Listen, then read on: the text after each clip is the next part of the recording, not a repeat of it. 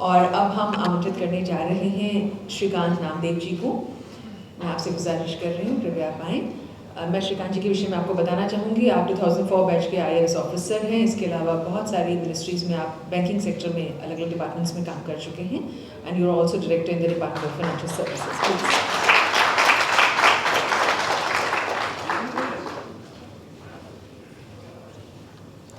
आज के इस सभागार में उपस्थित सभी अलग अलग फील्ड के जो मूर्धन्य विद्वान हैं और एंटरप्रेन्योरशिप के क्षेत्र में जो हमारे उभरते हुए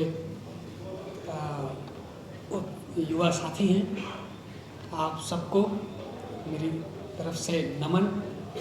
और इस फाउंडेशन को सबसे पहले मेरा बहुत बहुत धन्यवाद जो आपने मुझे यहाँ पर आमंत्रित किया और ये सम्मान प्रदान किया। ये एंटरप्रेन्योर लोगों का समागम है और मैं सोच रहा था कि मैंने ऐसा कौन सा एंटरप्रेन्योरशिप किया जो मुझे यहाँ पर बुलाया गया है मेंटरशिप के लिए। मेरी तो सीधी सीधी फिक्स मंथली सैलरी आती है और मेरा कोई एंटरप्रेन्योरशिप इसमें तो है नहीं, लेकिन कोई बात नहीं। फिर देखा तो ये मिट्टी फाउंडेशन के साथ अवर वर्ड जुड़ा हुआ है। तो अवर का मतलब है it is not mine, it is not yours, it is ours. That is the at least to that extent some entrepreneurship qualities I can claim कि I also have. Thank you दोस्तों। मैं वित्त विभाग से जुड़ा हुआ हूँ और ये एक ऐसा क्षेत्र है जिससे हर व्यक्ति का जीवन में कभी न कभी बल्कि रोज़ाना ही पाला पड़ता रहता है। तो अपने कुछ एक्सपीरियंस और अपनी बातें मैं अपने युवा साथियों के साथ शेयर करना चाहूँगा। हम सब लोग जन्म लेते हैं, शिक्षा प्राप्त करते हैं और उसके बाद रोजगार करना चाहते हैं। ये आज़ादी का अमृत काल चल रहा है। पूरी देश और दुनिया में हमारा भारत देश 5 ट्रिलियन इकोनॉमी के लक्ष्य को लेकर के 2047 में हम जो है अपना स्वर्ण जयंती वर्ष मनाने की सोच के साथ पूरे विश्व में आगे बढ़ रहे हैं। और उसके पीछे कहीं ना कहीं हमारी जो ये युवा शक्ति है और उसकी जो एंटरप्रेन्योरशिप स्किल है उसका बहुत बड़ा योगदान है।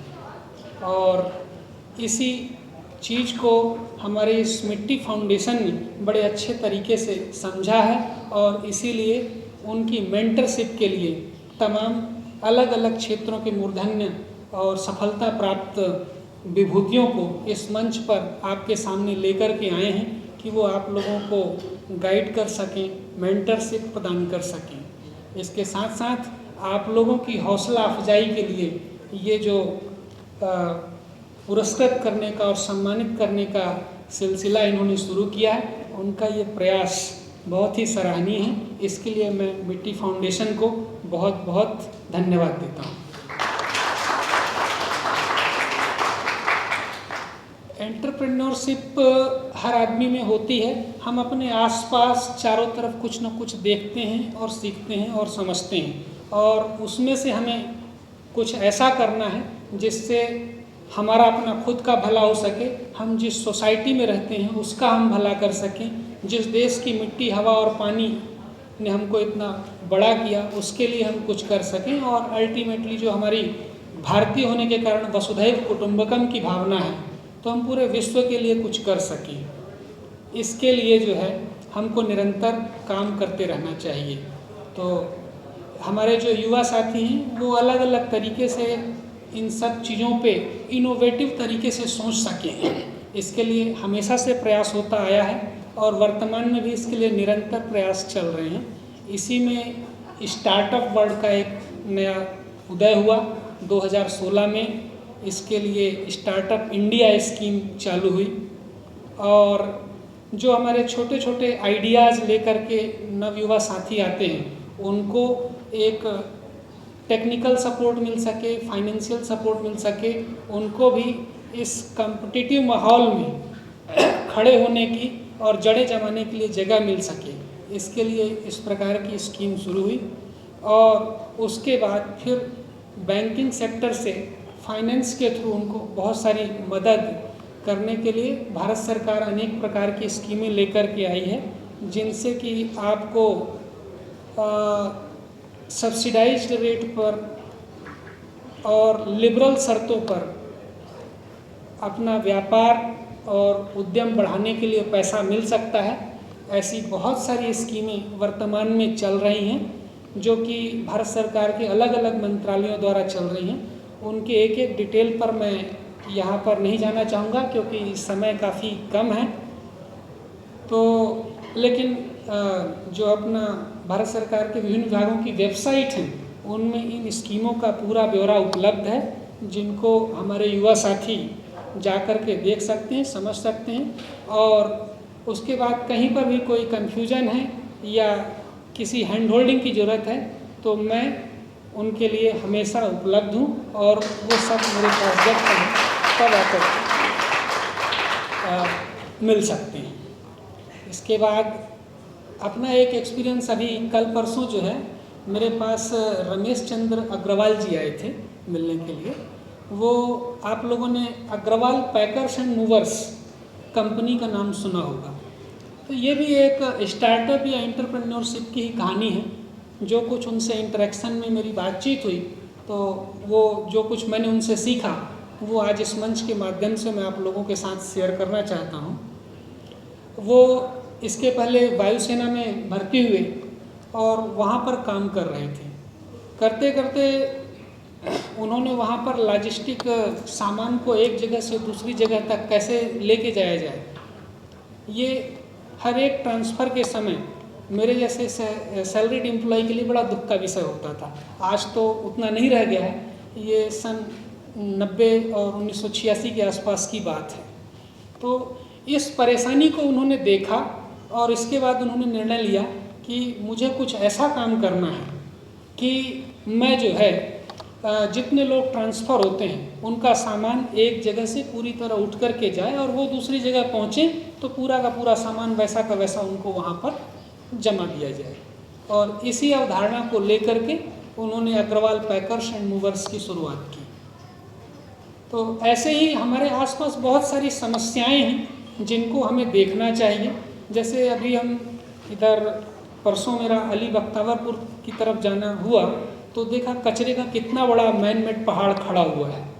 उस कचरे से हम क्या कर सकते हैं, इसको लेकर के कुछ इनोवेशन होना चाहिए। बहुत सारे इनोवेशन हो रहे हैं और भी इस प्रकार के स्कोप हैं जिनके बारे में आप सोच सकते हैं और कुछ कर सकते हैं। आज दुनिया जो है 2 विश्व युद्ध झेल चुकी है और तीसरा विश्व युद्ध मुझे लगता है अगर होगा तो वो पानी के लिए होगा। उस पानी को बचाने के लिए, उस पानी को संरक्षित करने के लिए अभी बहुत सारा स्कोप है। और इस पानी को अगर संरक्षित करने के लिए आप लोग कोई नए नए इनोवेटिव आइडियाज़ ला सके तो वो इस धरती को बचाने की में आप लोगों का एक बहुत बड़ा योगदान होगा। आजकल डिजिटल दुनिया का युग है, फिनटेक कंपनीज का बड़ा बोलबाला है और इससे जो है हमारे जीवन में तमाम तरह की सुविधाओं का इजाफा हुआ है और बहुत सारी सहूलियतें आई हैं। और अभी आजकल आप देख रहे हैं कि आर्टिफिशियल इंटेलिजेंस बहुत चर्चा में है और उसके कारण बहुत सारी नौकरियां लोगों के मन में भय है कि जाएंगी, गुम हो जाएंगी। तो अभी पिछली बार एक रेल यात्रा के दौरान एक यंग एंटरप्रेन्योर से मेरी मुलाकात हुई। तो बहुत ज़्यादा एआई के बारे में मैं नहीं जानता हूँ, उसके साथ मैं ऐसी बातचीत कर रहा था कि वो लोग क्या करते हैं। तो उनके साथ बैठ के तो उन्होंने बताया कि हम एआई में जो है जो डेवलपमेंट हो रहे हैं उसमें जो कमियां हैं उनको दूर करने के लिए प्रयास करते हैं। तो मैंने कहा कोई एग्जाम्पल से मुझे समझाओ। तो उसने बताया कि जैसे इस देश में भी इतना पॉल्यूशन बढ़ गया है पूरी धरती पे, तो पर्यावरण का संकट पैदा हो गया है। तो एआई से अगर सलूशन पूछा जाए कि tell me the best solution to control this pollution or eradicate the pollution, तो एआई ने मालूम है उसको क्या जवाब दिया कि you kill all the human beings, सबको मार डालो, सारा पोल्यूशन खत्म हो जाएगा। तो इस तरह से जो तो इसको जो मशीन की लर्निंग है वो हमारे ह्यूमन लर्निंग के पैरेलल आ जाए, इसके लिए वो लोग दिन रात काम कर रहे हैं। तो इस फील्ड में भी आप लोगों के पास बहुत सारा स्कोप है जिसमें कि आप काम कर सकते हैं। तो ऐसे स्कोप बहुत सारे हैं, लेकिन कुछ बेसिक फंडामेंटल्स हैं जो आपको हमेशा ध्यान में रखना पड़ेगा। जैसे कि honesty is the best policy, हमको हमेशा अपने प्रति ईमानदार रहना पड़ेगा।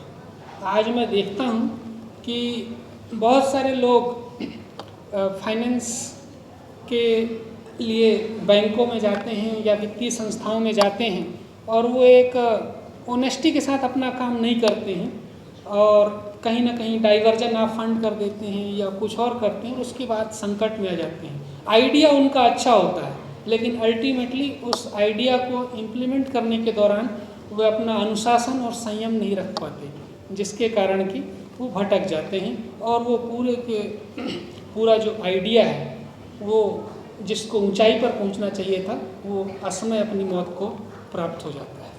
तो इन्हीं 2-4 छोटी छोटी बातों के साथ मैं अपनी बात को यहीं पर समाप्त करता हूं, क्योंकि समय कम है और बहुत सारे विद्वान लोग यहाँ पर उपस्थित हैं जो कि आप लोगों के साथ अपनी बात को शेयर करना चाहेंगे और उनकी बातों को मैं भी सुनना चाहूँगा। इसलिए